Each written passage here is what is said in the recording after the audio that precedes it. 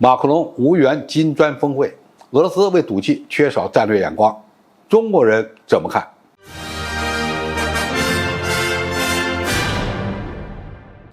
观众朋友，大家好，我是付元少。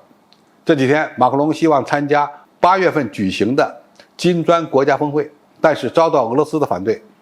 南非也于日前表示，马克龙未能收到邀请。从金砖组织的机制来看，发邀请是轮值主席国南非的特权，同时也要与金砖国家所有的参与国进行协商。只要俄罗斯不同意，马克龙就来不了。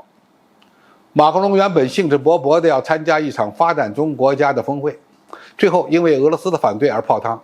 很明显，这只是俄罗斯的一国的看法。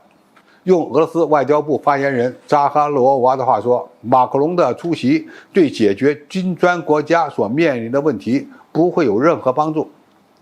俄罗斯副外长谢尔盖·里亚布科夫此前指出，很显然，马克龙正在对俄罗斯奉行充满敌意的和不可接受的政策。这样的国家元首成为金砖峰会的来宾是不合适的，所以俄罗斯阻止马克龙参会。并不是法国参会对金砖组织不好，而是俄罗斯与法国之间有敌意，这就带来了一个问题：俄罗斯此举真的符合其自身的利益吗？对金砖组织的发展有利吗？俄罗斯阻止马克龙参会，赢了当下，有可能会输掉未来。相对于其他西方国家来说，法国还是愿意与俄罗斯交流的。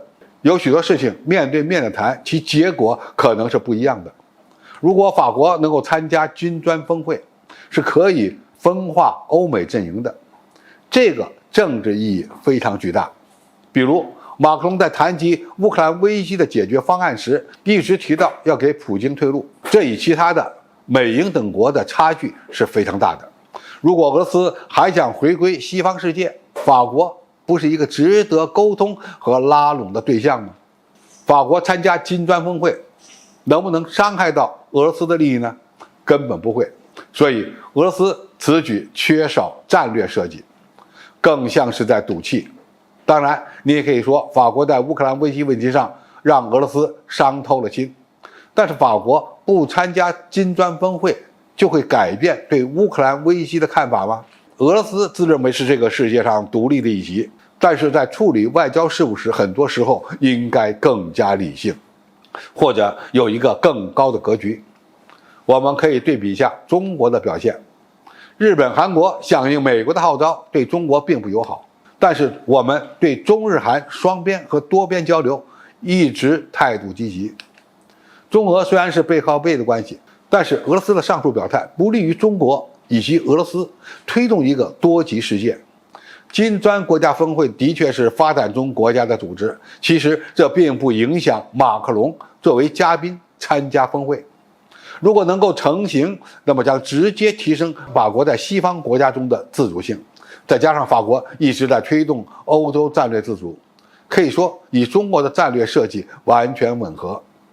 遗憾的是，俄罗斯一边说要建立一个多极世界，一边却将法国推到美国身边，未能顾及其他发展中国家的感受。大国之间有合作，有互信，也有制衡，往往都是从自己国家利益的角度来处理问题的。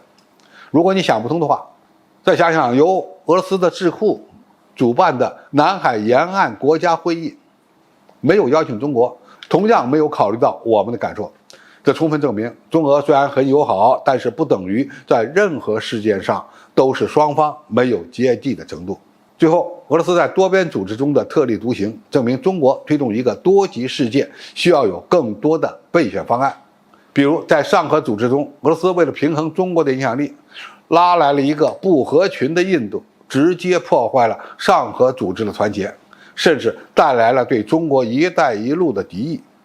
在金砖组织之中，印度同样反对快速吸纳成员国，对金砖组织的发展并不利。在这种情况下，中国只能与法国等西方国家进行更多的直接战略沟通，让中法双边的关系更加牢固。总体而言，虽然俄罗斯阻止马克龙参会有他自己的考虑和理由，但是明显感性多于理性。不利于金砖组织的发展，也不利于推动建立一个多极世界。俄罗斯与中国虽然关系友好，但是我们有时候也会有分歧，对此呢，我们必须有心理准备。